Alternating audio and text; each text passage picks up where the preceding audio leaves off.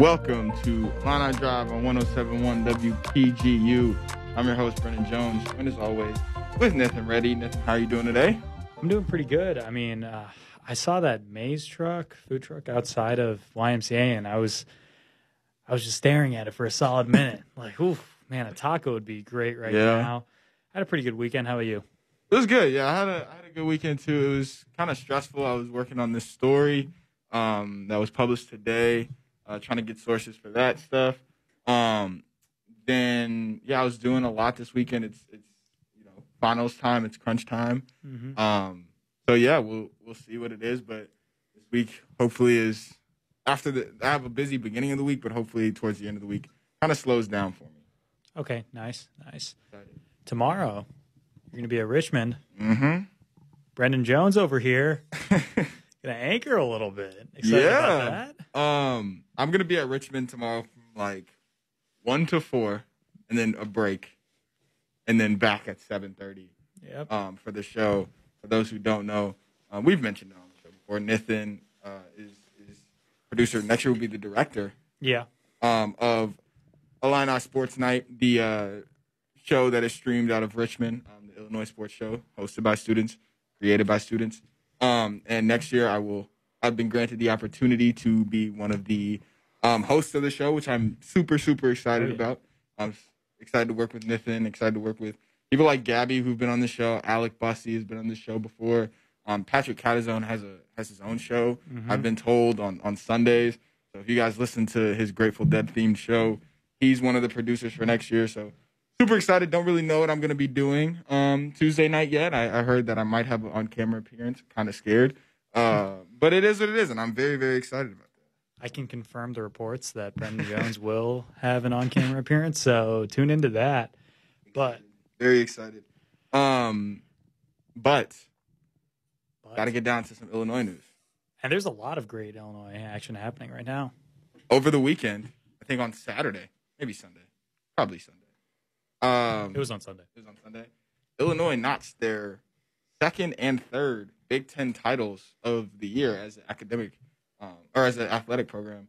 When men's golf notched theirs, and men's tennis also won theirs. We talked about men's tennis a little bit last week. Let's start with that.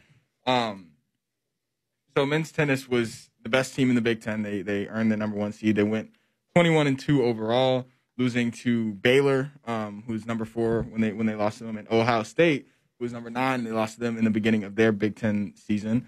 But Illinois got their revenge when they played Ohio State in the championship on Sunday.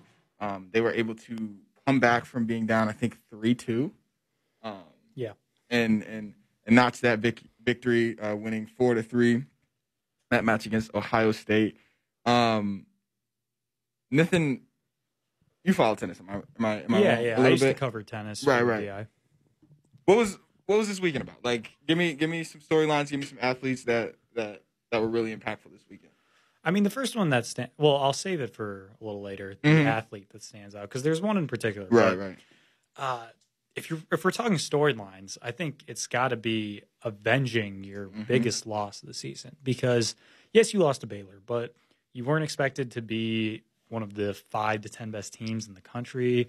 They were a top 15 team going into the Big Ten tournament. But the Ohio State game was a wake-up call. You come off a great weekend, beating the number one team in the country, USC, beating number 7 team in the country, Virginia. And then you really have a pretty dismal performance against Ohio State, losing 4-1. Then, right out of the gate, win that doubles point, and it seems like you got the ball rolling. Like there could be something in the air, but some tough losses by some of your best players. Alex Brown loses, and in singles play, and that's a little worrisome. But they bounce back. Hunter Heck, phenomenal weekend. But I mean, everything in this tournament and everything we should be looking at is Zeke Clark. I mean, the fifth-year senior was phenomenal over the weekend.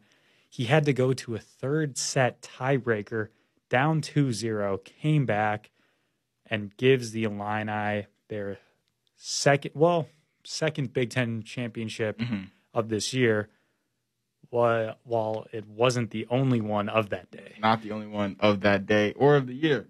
So, yeah, I mean, that's exciting for Illinois tennis. Man, I was following that a little bit this weekend, and it was just, phenomenal that they were able to kind of notch that. I wasn't watching it. I was following it on Twitter, and, you kind of get nervous, when they're down 3-2, then it's evened up, and then they obviously get that last point to win the matchup. But, man, I mean, Illinois tennis might be the best team Illinois has had this year, maybe outside of golf. Golf just dominates in the Big Ten, which we'll talk to in a little bit. But, I mean, currently they're on a 17-win streak, and they're going into the NCAA tournament as Big Ten champions. That's going to start Friday. They do not know who they're playing as of yet.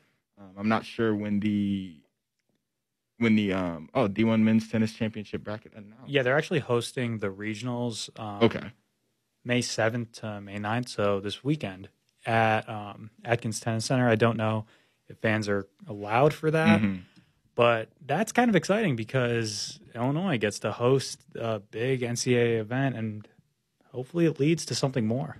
I know, man. It'll be insane. They play DePaul May 7th. Oh, in-state battle. In-state battle. Love that. And then they will play, if they beat DePaul, they'll play the winner of Notre Dame and Western Michigan. But people in their in their region, you got Florida as the number 1 seed. Illinois is a 16 seed. I think that's overall in the tournament. You got teams like Duke, Notre Dame, South Florida, Miami of Florida, Oklahoma, New Mexico, Texas A&M, Denver. Other notable teams around the rest of the bracket: Michigan, Arizona, Memphis, Tennessee. There's also Tennessee, Oklahoma State. I'm looking for Loyola, but I don't know if they'll be in here. Ohio State is in there as another Big Ten team. Tulane, Alabama, Oregon, Baylor, Texas, UCLA, Grand Canyon, Virginia. Just a whole bunch of different schools. I'm not, big on tennis outside the Big Ten, but I'm excited to see how far Illinois can go. They're a top 16 team in this bracket. And it'll be cool if they can go a little bit far and go into third, fourth rounds maybe. Yeah, and you see some of the teams that are there. You see USC, you see Baylor, you see Ohio State, you see Michigan, you see Virginia. You see a lot of the teams that Illinois has played and played well with. So those are good signs. I mean, the Illini look like they should have a fairly clear path until they play Florida, which would be a tough game. But you never know. There could be a deep run for hopefully an Illinois school, because we all know we missed out on that a little bit with basketball. It'd be great to see that with tennis. Definitely. Moving over to the other Big Ten champion of the weekend, Illinois wins. Illinois golf. Why did I just say Illinois? Illinois did win. Illinois did win. Wins a Big Ten championship as they place first overall, beating Iowa by only 1 stroke. Oof. That's to the tough, wire. man. Yeah. They were plus 19 on the entire course through the 3 rounds. Iowa was plus 20. All other teams, Northwestern was third with plus 33. Michigan State plus 40. So it wasn't really that close after first and second place. But, man, Illinois and Iowa tied that first round. Then Illinois placed first in both second and third rounds. But Iowa was on their tail the entirety of the weekend, and they were able to pull that out. I mean, Iowa had the top golfer, Mac McClear, who was -1 over the weekend. That's a great name, by the way. Mac McClear. Yeah, I really like it. But Illinois' top 3 finishers, they had Adrian Dumont de Chessart, who finished tied for third, along with another Iowa and a Purdue golfer. Michael Fiegels finished 5th. He was +4 on the weekend. Then Tommy Kuhl was up there. Jerry G finished tied for 16th. Giovanni Tadioto tied for 29th. And, yeah, so there was a lot of Illinois representation in the upper end, and that's kind of how they beat out teams like Iowa, who only had 3 guys, in the top 10. But, man, I mean, another title to add to men's golf domination. I don't know how many in a row it was. I think it's 6 or 7 men's golf Big Ten championships in a row. I think they've won, 11 of the last 12. Yeah, the win marks the 6th consecutive Big Ten title for the Illini program, which has also won 11 of the last 12 and has now captured 18 big titles in school history, man. Coach Mike Small, I think he's the best coach. He's the most successful coach. He's the most successful. I don't know how do you judge coaching across different sports, but he is the most successful Illinois coach we have on campus right now, maybe in all of history when it goes down. He seems like he's had his niche and is so successful in Big Ten. I think the only thing he's really missing is obviously that national championship, which is so elusive because there are some good golf programs outside of the Big Ten. Especially in the South, you see them more. Especially in the South. I know we talked a little bit about a couple weeks ago the different training facilities that baseball and softball get. Men's golf. Men's and women's golf. Men's and women's golf have a really good one at Demarion, I think that's how you pronounce it. Demersion, I think. Immersion? I don't know. I used to walk there as a freshman when I covered this team. Still did not know how to pronounce it. But yeah, they got some cool stuff in there. They have like a putting range and stuff. But I wonder if they, all these, because women's golf is good too. I wonder if they will be able to get something where they can compete with these southern schools that are able to golf a lot more because of the weather down there. But yeah, I mean, like, that's crazy. I mean, I don't know how you can get more success than 11 out of the last 12 Big Ten titles. Oh yeah, just dominant. It's the Alabama of Big Ten golf. I don't know what you describe it as, but they're just so dominant. I'm curious about the team though, because I'm someone that watches them from afar, and right. You obviously covered them. Michael Fiegels, like he's been the guy for this season, but he struggled early. Yeah. Like, what happens in between those rounds when he just? I'm looking at his scorecard, and he just a 77 and a 71 and a 72. That's a complete switch. Yeah, definitely. I'm trying to pull it up real quick, but yeah, I mean, it's tough. I think it's kind of just like I don't know. Every time I talk to those guys about it, it's just like consistency because it's not like any golfer will tell you this. Like they're not competing with the people around them; they're competing with the course. Yeah, it's something that you really have to go in and. But I mean, Michael Fiegels, he struggled early, and then it seems like he got the hang of the course, and that's kind of what it is. You look at Adrian Dumont-Chasar, who finished first. He kind of had that consistent groove all the way through. His second round obviously was much better, but yeah, I mean, you get in that first round, you kind of learn the course, you learn its patterns and its edges and stuff, and he was able to do that and kind of turn this around for Illinois. Yeah, that makes sense because you just look at the scorecards and these guys improved. Like first and second round, a little bit up and down. And then by that final round, they're kind of set into where they can focus on getting par, essentially. Sure. I mean, you look at guys that hit their stride. Rutgers University, Christopher Gotterup, who won first place on the last day, I think. He hit 77, 76, and then all the way down to 68, which really brought him up in the rankings through the weekend.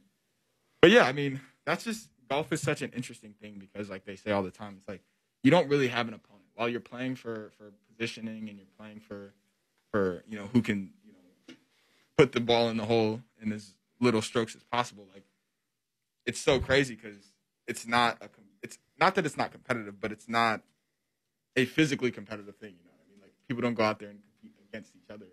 It's competing against the course, and it's such an interesting thing, and it's such an interesting thing to follow as well because it's so unique. Yeah, I've never understood how, especially at a college level, because you're competing at such a large scale and you're also competing as a team, how you can focus in on that. But it's similar to some of these other sports like gymnastics where it's about reaching a score. I'm always amazed by those athletes because it's much easier to focus when you know what the opponent is. Yeah, definitely.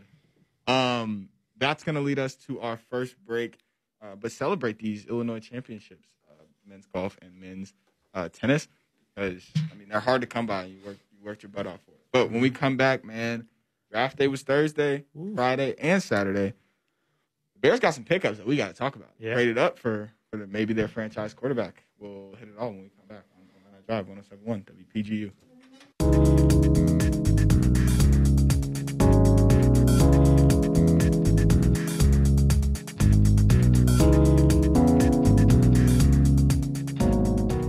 Welcome back to Illini Drive 107.1 WPGU. It was jumping on Thursday. I was jumping. You were jumping. I was jumping. My roommate JJ was jumping. The Bears jumped. That's why we were jumping. They started off Thursday's festivities with the 20th pick, and then traded up with the the Giants. The Giants. That's what I was thinking of. To the number 11th pick, they gave up their first round pick, their fourth round pick from this year, and then a fifth for next year, and a third. No, first next year. Oh, next year's so first. So 2 1s, well. a 4, and a 5. 2 1s, a 4, and a 5. They jumped up 9 spots into the number 11 spot to pick Justin Fields, man, my guy. If you guys know, I've been so high on Justin Fields. I think he is the second best quarterback in this draft class. He was the fourth off the board, as Zach Wilson and Trey Lance and Trevor Lawrence all go above him. Trey Lance going 3 to San Francisco. Did you see that coming, or you thought they were going to pick Mac Jones? I was kind of 50-50. I never really exactly knew. I know a lot of people thought that Mac Jones was going there, but like I when I saw the initial reports, I was just like, Mac Jones, really? You're trading 3 first-round picks for Mac Jones? Yeah, definitely. I think it was wild. It makes sense they picked Trey Lance, though. Trey Lance is somebody that everybody knows is going to be a project when he comes into the NFL. Yeah. And they have time for that. They have Garoppolo. They have a team that they think they can make the playoffs this year. So they'll be able to bring Trey Lance along slowly. They have him with a great quarterback mind in Kyle Shanahan. So I think it'll work out for the best there. But, yeah, I mean, sitting in that draft, I wasn't too ecstatic. I was trying to look at, okay, who could they go 20, get a receiver, maybe get a tackle, something like that. And then I get a text from Gabby, who wasn't with us at the apartment. We were streaming it on a Roku ESPN app. And, when you stream, you're a couple minutes behind the live show. She was watching it somewhere live. She texted me and JJ, my roommate, if you guys get Justin Fields, I'm going to get so mad. This is before we saw they traded up. So I'm like, he's falling. He's not going to fall to 20. Yeah. This is after he passed the Lions and the Broncos and the Eagles. So we're all like, oh, okay, maybe he will fall a little bit, but there's no way the Patriots don't snag him up if he's up there. A minute later, they announced the trade. Bears trade up to number 11. We're ecstatic. We're off our phones. We don't want to see it. We want to see it live. And our internet connection isn't the greatest at our apartment. There was a time where the Bears were on the clock and it cut out for a second. That's terrifying. When it came back on, Mac Jones was on the screen. I was terrified. That's even I was like, terrifying. No. It took me like a solid second to realize they didn't pick him. Then they flashed the Justin Fields camera. None of his family is in the room. That's a great sign. That means they're off somewhere taking a phone call. You see everybody come back in. You see one of his people in the house with him slightly enter the frame with a Bears hat on, leave real quickly. You're like, oh my God, it's about to happen. They picked Justin Fields. I was ecstatic. I didn't think they were going to do it at the beginning of the day. I had really no hope that they were going to trade up. And even if they did, I thought they were going to fumble the pick. But man, I mean, I was ecstatic. I'm still reserved about it. I'm still not sold that this team can develop a quarterback. But if they can, man, I think this is money in the bag. Yeah, I was kind of sold that Justin Fields was just going to get drafted number 8, and it was the Patriots trading up to get him. I was sold on that. And then I didn't even watch the draft for most of it because it's the Bears pick. It was 20th. I figured, okay, we'll go offensive lineman. Yeah. We'll get someone who might be a solid replacement for the next quarterback. Maybe we'll draft a quarterback next season. But we get to 11, and then I get a text from all my friends back home, similar to you, where it was, oh, the Bears just traded up. So me and my friends were just watching TV, like watching Prison Break. Great show, by the way. Okay. I highly recommend that show.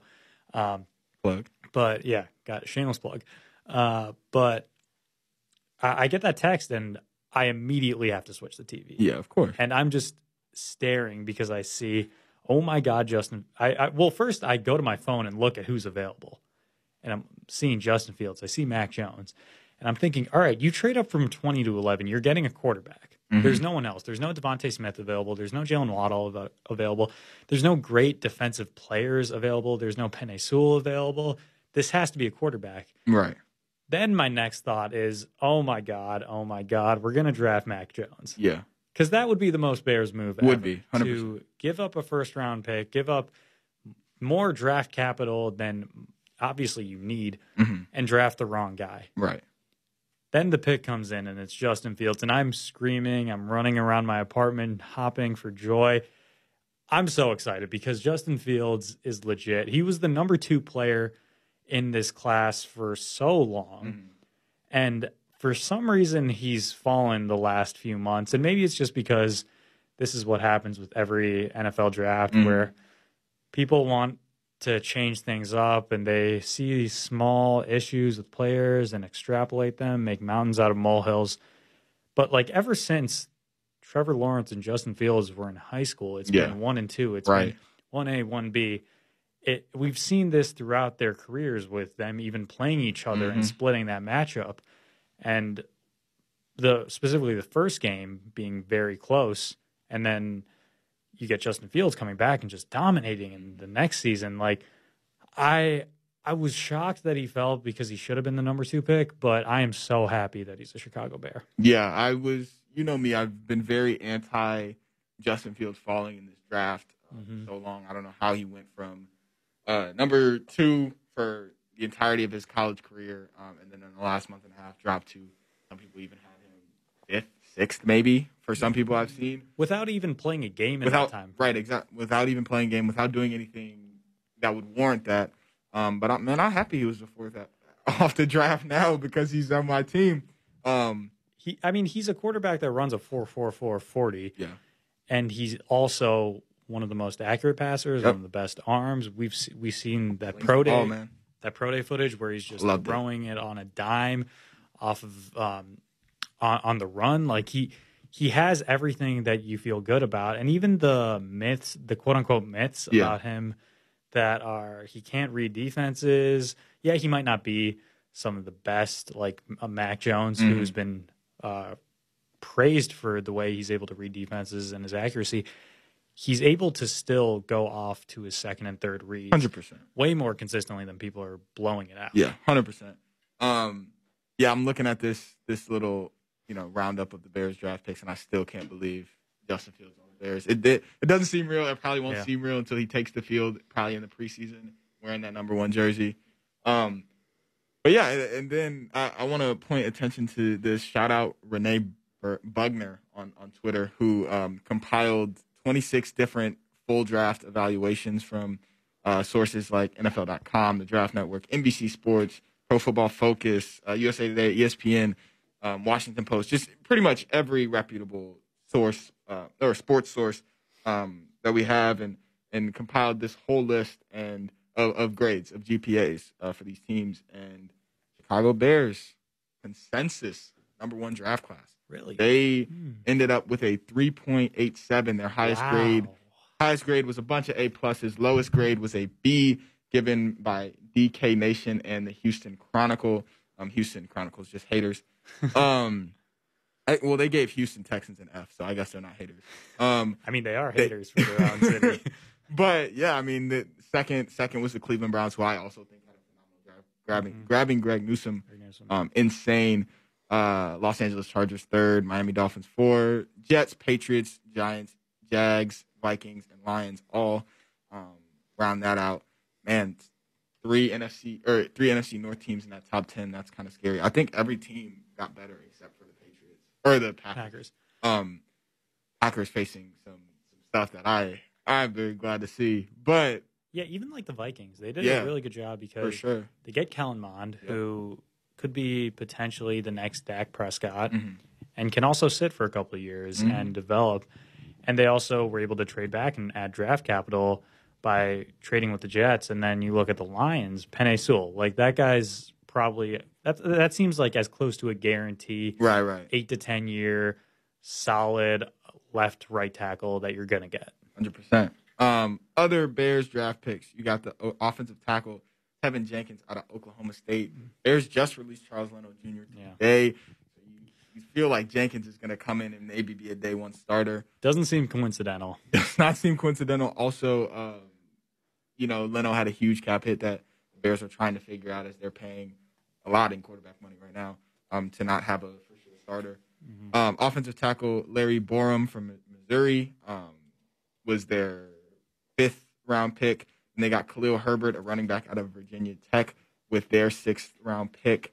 They had a few 6th-round picks. They also got Daz Newsome out of North Carolina, the wide receiver. Hopefully give some wide receiver depth. And then pick number their 5th or 6th? Their 5th pick this is their 6th pick of the draft. In round 6, pick 228, cornerback Thomas Graham Jr. out of Oregon. That was big. I think cornerback depth is something we have a huge concern of now that Kyle Fuller is not on the team anymore. So we'll see how Thomas Graham is able to fit into this lineup, if he is able to fit. And then number 6, you got defensive tackle Khyiris Tonga from BYU. Hopefully I pronounced that right. But yeah, I mean that's very exciting. I mean, I'm very excited for this Bears draft. I think they needed some. We've seen them. I guess the last few games of the last season were kind of fluky in terms of their offensive line played really good. Helped David Montgomery become a really good rusher in the last few weeks. Protected Mitch Trubisky as they made that push to make the playoffs when they were 2 games behind 500, I believe. But it was nice to bolster that offensive line, especially when the tackle position was probably your weakest position on the line. And then, they get what they've been looking for a couple of years, and that's a reliable quarterback, hopefully. Justin Fields works out that way. But I'm very, very excited for this draft. I'm excited to see these guys, get to camp, work out, see what they look like. Hopefully this summer we have a lot more. You have a huge ability to do that. I know last summer was very, very limited. But, yeah, I mean, you look at this team. You got Jalen Johnson from last year. You got Cole Kmet from last year. David Montgomery, Tariq Cohen coming back. Still have Allen Robinson because of the franchise tag. Darnell Mooney. This team is getting younger, but it's also staying relevant. I mean, you got Roquan. Eddie Jackson is only in his 5th year coming up this year. So, a lot of excitement, a lot of hope. I'm not going to say that, the Bears are going to be phenomenal. I think that if Aaron Rodgers ends up leaving the division, which seems like he wants to do, don't know if that's going to be for sure yet. I doubt it. But it seems like the Bears can make a push to win the division, I would even say. I think the division right now goes to Jacksonville. We'd have to see how these rookies perform. Not Jacksonville, Minnesota. Why did I say Jacksonville? Well, I feel like it still goes through Green Bay, though, because even if Aaron Rodgers is not on the team? Well, I think he is. Like, I agree. I don't see any way where he gets out. I agree. Especially now, I feel like if he forced his way before draft day and the Packers were able to trade him for some picks and a player maybe, but I don't think anybody really is excited about trading for Aaron Rodgers after the draft. Well, it's a timing thing because why would you do this? They did this, the day before the draft? Yeah. So, yes, you're going to get a lot of attention, but you're just not going to get a lot of offers if you're the Packers. Also, if you're the Packers, he's signed for the next 3 years.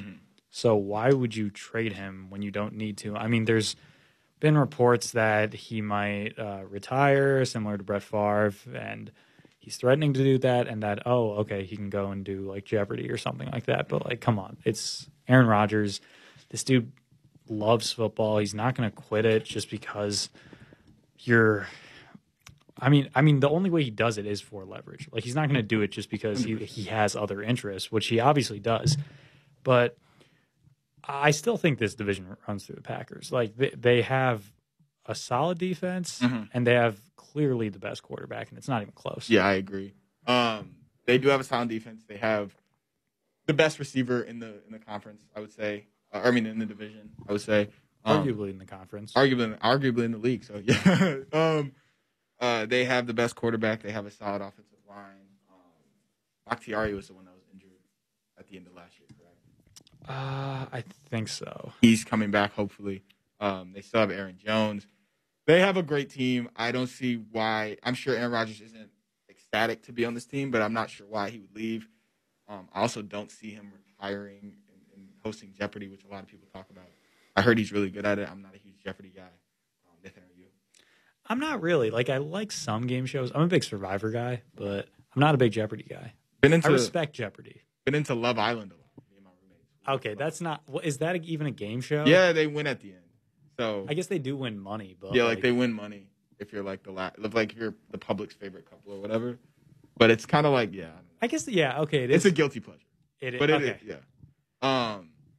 But yeah, we'll see. I mean, every night I dream of a division without Aaron Rodgers, but every morning I wake up and he's still on the team, so I can't dream too hard or I'm gonna be disappointed.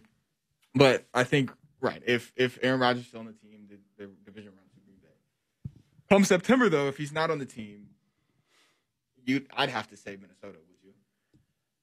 Yeah, but at that point, the Bears do seem very interesting. They seem dangerous. Because you say Minnesota reluctantly because they didn't look very good last year. It's just the Lions. I mean, maybe Jared Goff. No, okay, no. You don't feel great about Jared Goff.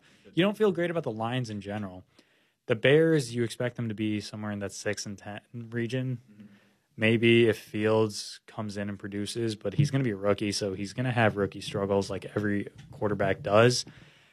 Yeah, I mean, probably Minnesota by default, but like it could be one of those years where a 10-6 team wins a division that's really like a 7-9 team. It's just they played their division that was really bad. Yeah, for sure. That's who I would say. I know a lot of people try to tell me, "Oh man, the Bears never lose to the Vikings," but I mean, like that's only been recently. Also, this is going to be a huge new look Bears team. It's going to be a different offense.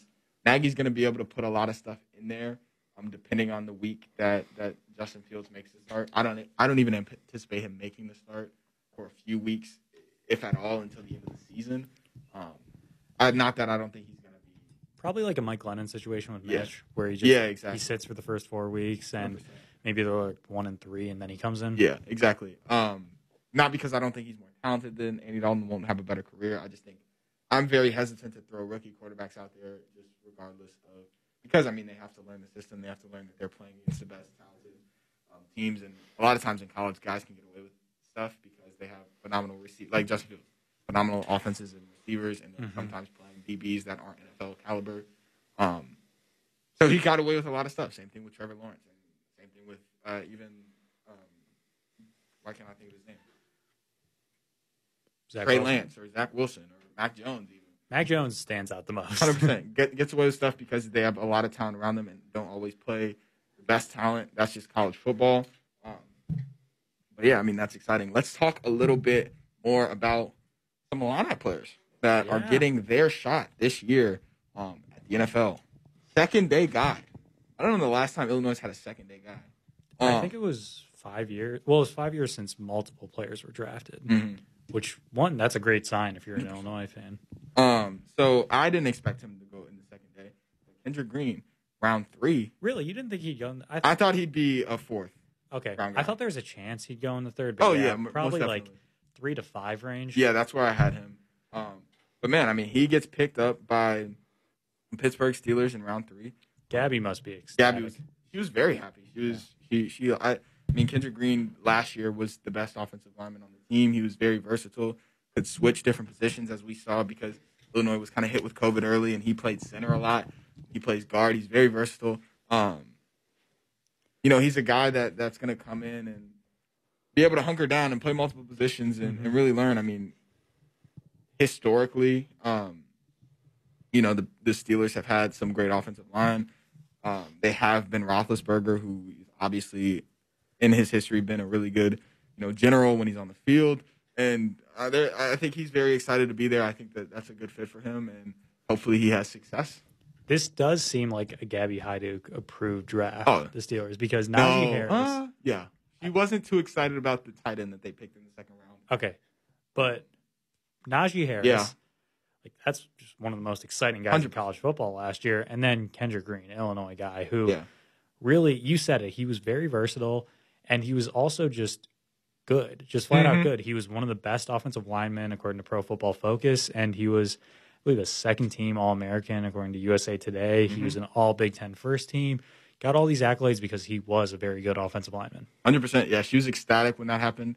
She wasn't happy about the tight end pick because she wanted to bolster that offensive line. So when that Kendrick Green pick came, she was excited that they picked up a lineman. She was also excited that it was Kendrick Green, somebody that she was familiar with, had covered a couple times in the past. But, that Najee Harris pick, she was very excited about. She knew it was between him and Etienne when it came because I think the Steelers were really looking at an offensive lineman in the first round. I think a tackle. And he was picked maybe 2 spots before they came up. So she knew it was going to be either Najee or Etienne. Not luckily. I mean, they went with Najee. I am a huge fan. I like Najee over Etienne, but sometimes you're just kind of splitting hairs. But, And then in the 5th round, the guy that I had 3rd off the board with the guys that were going on to the draft, Nate Hobbs, who Yeah. fifth round to the Pretty Oakland surprising, Raiders. I'd Pretty say. surprising. I'm not going to come on the radio and be a hater, but Nate Hobbs and the entire defense had their struggles this year. Yeah. I was a guy that was very up on Nate Hobbs after the 2019 season, and then the 2020 season, playing a shortened schedule, playing something, through COVID, he had a couple injuries. I know he was off, I think, for a contact tracing game late in the season, I believe.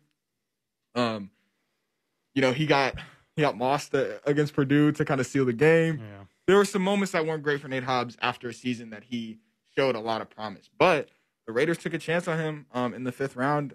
I love it. I think it's going to give him kind of an edge, underdog mentality. Went a lot earlier than I thought he was going to go if he would even be drafted. I thought he was going to get signed. But, man, congratulations to him. He's going to have a chance to, really show out at Oakland, and hopefully he continues to grow and get better. I can't say anything, but congratulations to him. I think the pro day had to be what stood out. Most definitely. Because he put up insane numbers, 4.3, 840, and then a 40-inch vertical. Those are some great signs, especially for, as you said, a guy that got mossed and kind of struggled at times in coverage. To have that speed and that verticality ability, that's a good sign. Although the one negative is that the Raiders probably had one of the worst drafts in this year. Alex Leatherwood stands out the most as probably the worst pick in the first round, just being way overdrafted. But, hey, Nate Hobbs, you get your opportunity to play. That's great. And it looks like he'll, as a fifth-round pick, get a chance to come in there. I know they drafted, I think, a lot of safeties this year, but cornerback, that's a position. I know the Raiders don't really have a great cornerback at this point. So they don't. So Nate Hobbs, that room is maybe not wide open, but there's enough for you to make that roster and get in that depth chart. So go crazy, man. Represent the university well. The third guy, I don't want to call him off the board because I guess at this point you're not drafted. But the guy who I thought would be drafted late on that third day, Josh Imatorbhebhe, went undrafted, but signed with another rookie. Or not rookie. Yeah. But talk about Trevor Lawrence in Jacksonville. Josh Imatorbhebhe, that's where he signed. At this point, I mean, you knew that Imatorbhebhe would find himself on the roster for at least the summer somewhere. You knew that he had enough deep catchability. He had good enough tape through his 2 years at Illinois and even sometime at USC where he'd be able to make a roster. And he was able to sign with the Jacksonville Jaguars. So at this point, you don't know if he's going to make the roster. But, I mean, guys make the roster who are signed after draft day all the time. And he's going to have a chance to go in there and work with Gardner Minshew, with Trevor Lawrence, with whatever receivers they have. And for the first time in a couple of years, have NFL caliber quarterbacking and going to be able to go out there and hopefully show out. Hopefully he tightens up his hands a little bit. Hopefully he's been working on that. Hopefully he's been running through his short route game because we know his deep ball game is, maybe second to none across the country. His ability, some guy that's very, very physical has 46 in vertical? Was it 44 or 46? It was insane. It was insane. I mean, every Illinois fan has seen that video where it seems like he floats and flies for a little bit. He has had, his shares of up and downs through his 2 seasons at Illinois, but a lot of spectacular stuff, a lot of game-changing ability. So if he can work out in the NFL, I mean, he can be some guy that I think can be impactful, especially goal line situations. Oh, absolutely. And I'm wondering if he's going to play a role this first season, but preseason's going to be fun. Yeah. Seeing him potentially catch passes from Trevor Lawrence. If you watch Trevor Lawrence at all in college, he can throw the deep ball. That's what Josh Imatorbhebhe does. Yeah, it's going to be super, super excited. And then the fourth Illini, all 4 Illini that entered their name in the draft are now signed with the team. Milo Eifler, Illinois linebacker who declared for the draft after this season by way of Cal. He went to Cal for his first year. Washington, I believe. It was Washington. You're right. He's from Cal. He's from the Bay Area. But, yeah, man, he is a linebacker that is a headhunter. He is some guy that's going to put his nose on the ball, try to force fumbles, hit really hard, make guys hurt, and make guys pay for coming across the middle. Lacks a little bit in coverage, which is something that in the NFL you need. because they're trying to take away a lot of the physicality from the game for health reasons, of course. Sounds like the perfect New York Jet. But yes, definitely sounds like the New York Jet. He signs to the New York Jets, a team that we've seen over the last couple of years struggle a lot. I mean, last year they were 1-15. No, 2-14. Yeah, right. 2-14. Yeah, exactly. They beat was it the Raiders? Yeah. Or they lose to the no, they lost. They to the lost Raiders the Raiders because they played like they blitzed everybody. Did they beat the Browns? They won 2 games where it was just like, why are you trying to win this game? I'm gonna search this up real quick. It seems like the NFL season was just so. I know that's what it was. Yeah, 2-14. But yeah, I mean, this is definitely some place that, I mean, if you're a guy that is signed and didn't get his chance on draft day, that the Jets. I mean, you think of teams that don't have a lot of talent.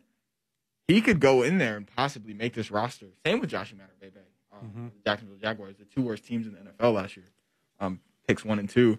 But these are both guys that can go in there and maybe show enough talent to go and make these rosters over the summer. Yeah, and like the linebacking group for the Jets, I mean, they don't stand out. Not at all. To me. The Jets beat the Rams and the Browns. That's funny. Oh, right. That's funny. That is kind of funny because those are 2 playoff teams. Yeah, that's hilarious. And I remember, at the time we were just shocked because it was tank for Trevor. But hey, you know what? The Jets, it feels like they got their quarterback, or at least they've convinced themselves that they got their quarterback in Zach Wilson, who, don't get me wrong, he was fantastic at BYU. But, I mean, as Bears fans, we'll say it again. Hey, we'll take this. We'll take Justin Fields. You guys can take Zach Wilson. 100%. Yeah, that was wild. Last year, the Jets had a negative 110-point differential. Their 2 wins came by a combined 10 points. That was a tough team to watch last year.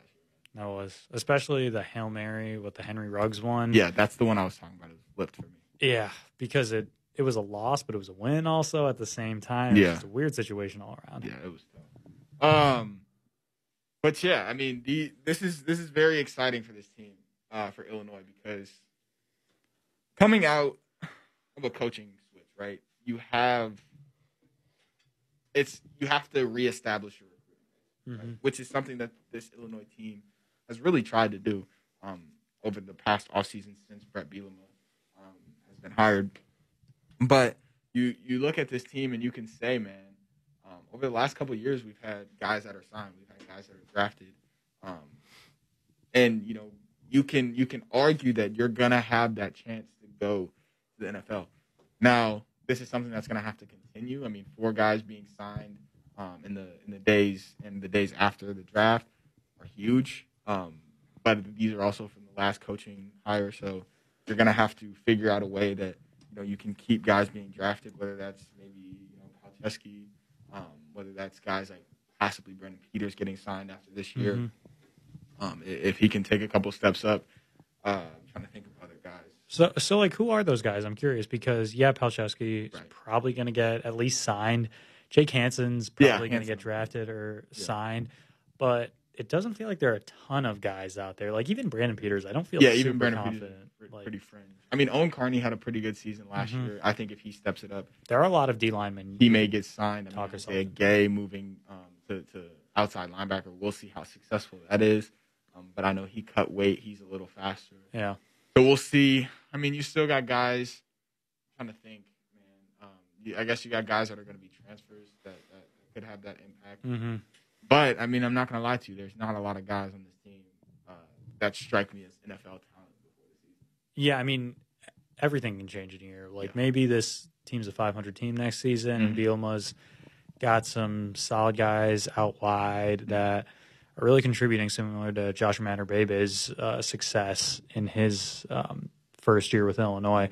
But, yeah, we'll just have to see. At this point, it does seem a little bit grim. Like, if we're projecting guys that are getting drafted, maybe Hansen in like the 6th round. Yeah. But aside from that, I don't really know. Yeah. It's going to be interesting, though, Hansen coming back. Do you think I think he's 2 forced fumbles away from the record. Oh, I hope he gets the record. What was it, 7 in 1 year, 2 years ago? Yeah, I think 2 years ago was 7, and last year maybe it was like 3 or 4. I mean, you got to think about last year. You also only played half a schedule, realistically. Yeah. So it'll be interesting. I know I was covering that a little bit, covering this team last year, seeing him. I think he's behind Whitney Merciless, or maybe he passed Whitney Merciless. That's NFL talent. It is NFL talent.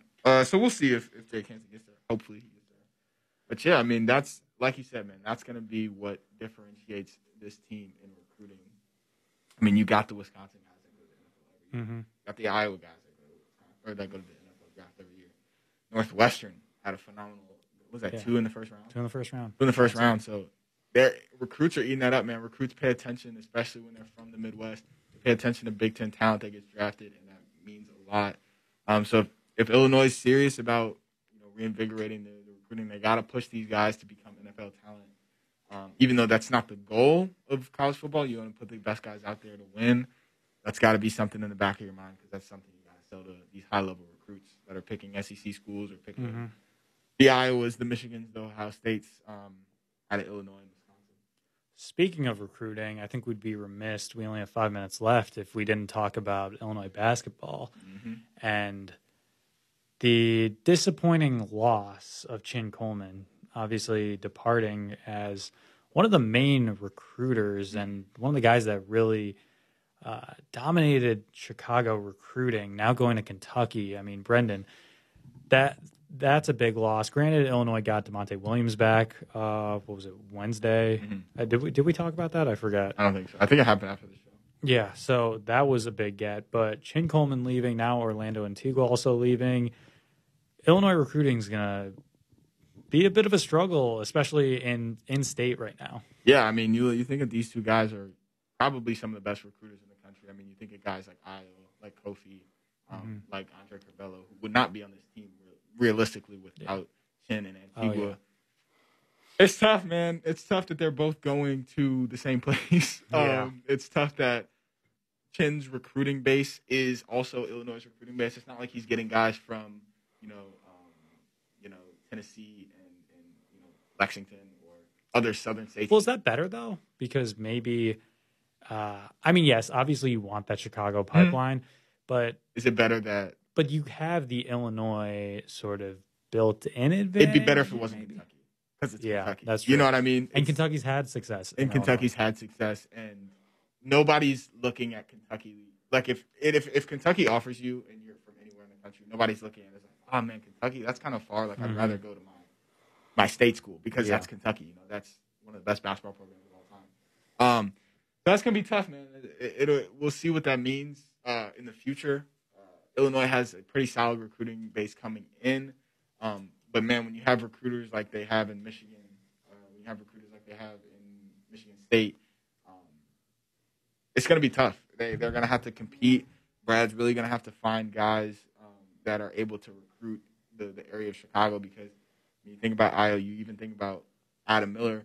Even though he may have had a short-lived Illinois career, he was still a starter that gave you like 8 points a game as a freshman. He was a solid contributor. So you're gonna have to find that base again. You would hate for Io to come here and do all that work and just to lose it with Chen departing. But yeah, I mean Illinois is gonna have to do some work to recruit.